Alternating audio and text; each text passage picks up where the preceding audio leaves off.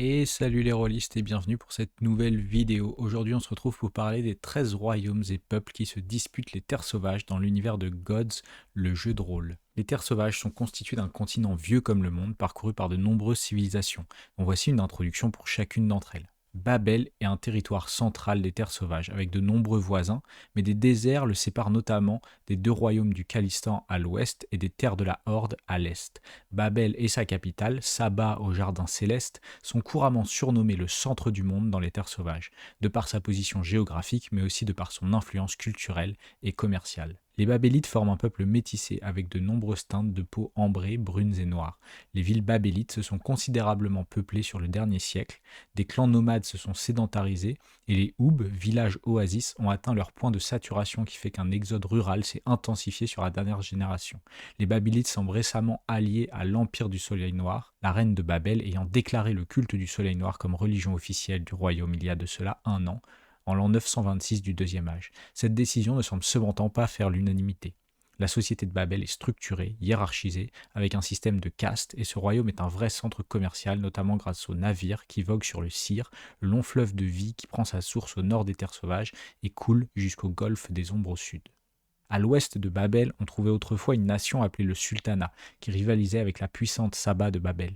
Mais cette nation fut scindée en deux par des disputes internes. Fakar et Kashan sont les deux nations qui naquirent de cette déchirure. Il y a 2 siècles, des tractations permirent de reformer une alliance entre les deux nations pour former le Khalistan, où le Khalisha est maintenant le souverain de cette nouvelle nation reformée, soutenue par un conseil. Les habitants du Khalistan sont donc séparés par des siècles d'opposition, et c'est pourquoi on les appelle parfois le peuple aux deux visages. Fakari et Kashani sont physiquement très semblables, mais incarnent deux cultures très différentes. Les natifs du Kashan sont d'ordinaire réservés et discrets, alors que leurs cousins du Fakar ont le verbe facile et s'avèrent démonstratifs, parfois à l'excès. Les deux cultures semblent bien s'accommoder l'une de l'autre, mariages mixtes sont nombreux, et cette alliance vieille de 2 siècles semble solide. Le regard du Khalistan est tourné vers l'Est et le risque d'une invasion militaire de la part du royaume de Babel, maintenant que ce royaume vénère un culte lointain et belliqueux. Plus au sud-est, on peut trouver les 9 cités d'Oul. Ces cités font l'objet de rumeurs que l'on entend jusqu'aux frontières de Valdheim, toutes plus inquiétantes les unes que les autres. 9 hommes masqués auraient il y a très longtemps établi leur domaine sur des villages isolés et créé une alliance informelle de protection et d'entraide. À ce jour, chaque cité serait dirigée par un maître sorcier. Dans les faits, chaque cité a ses propres lois et ses propres codes, et le règne de la force et des puissants y est le langage universel. Les 9 cités d'Oul sont des lieux de commerce importants, faisant le lien notamment avec les jungles de Tulle. Commerce varié de sortilèges, d'ingrédients étranges, mais aussi d'esclaves ont cours dans chacune de ces cités. Et si les maîtres sorciers se trouvent tout en haut de la chaîne alimentaire, il peut se passer des décennies sans que l'on entende parler d'eux. Mais une chose est certaine, si quelqu'un défiait l'autorité ou la puissance d'un maître sorcier, il disparaîtrait bien assez vite. À l'ouest de Houl et au sud de Babel se trouve le pays des cendres, Saït. En suivant le Cyr qui traverse Babel, on finit par arriver au royaume de Seth, qui s'est formé autour du golfe des ombres et à l'ombre de Ignit-Doum, le volcan divin. La civilisation de Saït est ancienne et dangereuse, et certains iraient jusqu'à dire maléfique. Ces êtres à la peau pâle règnent sur des terres hostiles, où les cendres volcaniques et les émanations soufrées des marécages imprègnent l'air. On parle d'amusements sinistres, de rites suicidaires, de tyrans et d'esclaves, et d'un système de caste rigide où il faut parfois offrir sa vie pour espérer un futur meilleur pour sa famille. De l'autre côté des cités d'Oul, au sud-est, se trouvent des marécages, des mangroves, puis une jungle dense et vieille comme le monde. Cette jungle est connue dans toutes les terres sauvages et est prétendue si vaste que personne n'a jamais vraiment réussi à la délimiter clairement ni à la cartographier correctement. Les tribus de Toul appellent la jungle la mer. La jungle est composée de nombreux territoires et de nombreuses ethnies et tribus qui s'affrontent parfois dans des luttes ancestrales. Malheureusement pour ces tribus et ces peuples, Toul est considéré comme une source profitable pour le commerce des esclaves et ils doivent se protéger des expéditions venant d'Oul ou parfois même de tribus vivant à la lisière de la jungle et participant à ce sinistre commerce. Si les tribus semblent séparées, elles partagent tout de même de nombreuses valeurs communes, parmi celles-ci un respect des esprits de la nature et une forme de chamanisme. Malheur aux voisins de Toul si une figure suffisamment autoritaire arrivait à rallier plusieurs tribus sous sa bannière. Plus au nord, voisin éloigné de Babel, l'Empire du Soleil Noir se dresse au nord-ouest de la mer Noire. Il y a plus de 7 siècles, ce nouvel empire naquit des cendres de la cité-État de Lux, commençant à propager sa foi envers le Soleil Noir. C'est sur la dernière génération écoulée que l'Empire du Soleil Noir semble se répandre avec encore plus d'énergie, prenant de l'importance dans de nombreux lieux éloignés, notamment jusqu'au cœur de Babel, chez la reine de Saba. Le peuple de l'Empire est organisé, travailleur et entièrement tourné et dévoué au culte du soleil noir. C'est en tout cas ce que la surface révèle. Tout dans l'Empire est de noir, de gris et de blanc. On y méprise les couleurs vives, que ce soit dans les vêtements, les maisons ou l'art. L'art y est d'ailleurs très limité et contrôlé. La population vénère le culte unique et obligatoire du soleil noir. L'empereur est la figure de cette religion et le conseil des cinq en est la voix. Le Vox Aedes, un sinistre et colossal cube noir, surplombe le temple principal de la religion dans la capitale de Lux, et il en émane fréquemment des sermons incompréhensibles qui ne peuvent être traduits que par la voix des cinq du conseil. Au sud de cet empire et à l'est de Babel se trouvent les étendues de l'au-delà, des milliers de kilomètres de déserts, de steppes, de prairies et de zones montagneuses. Ce grand territoire, ainsi que les clans et tribus nomades qui y habitent, se nomme la Horde.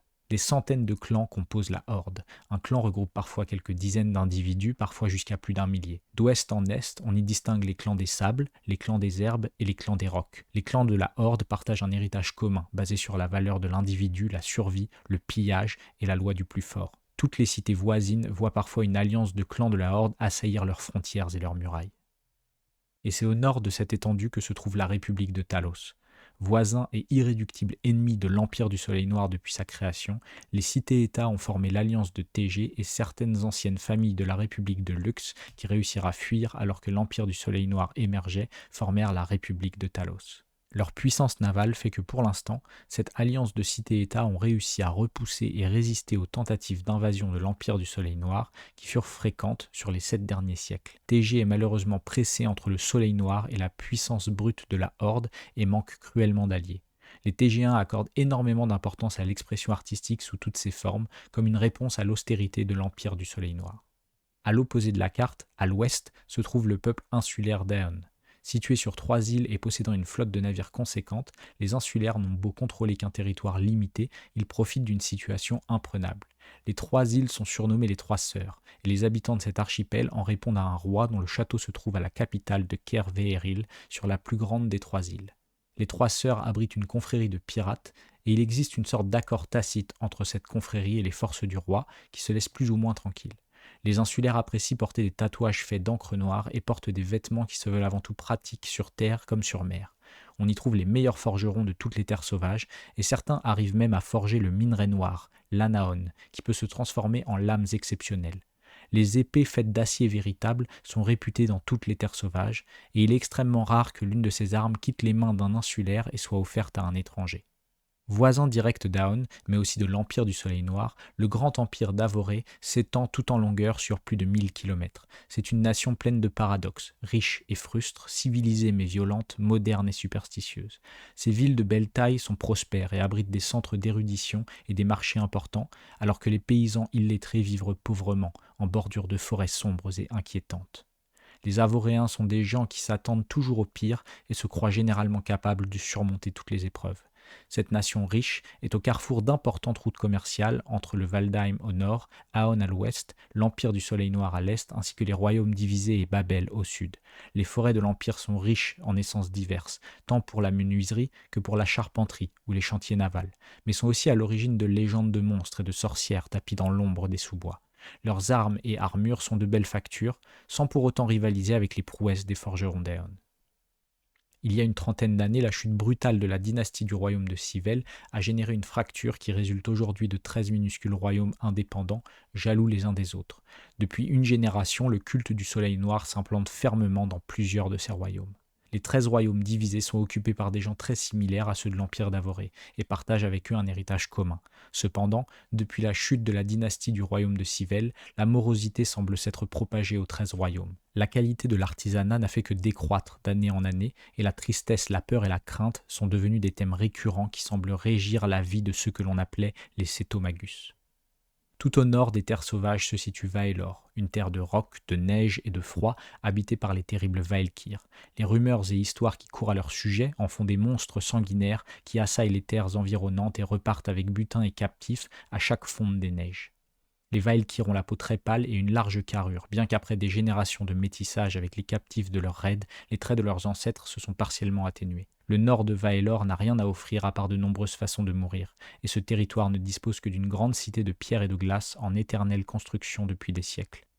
Les voisins directs des Vaelkyr sont les Vald et habitent le royaume de Valdheim.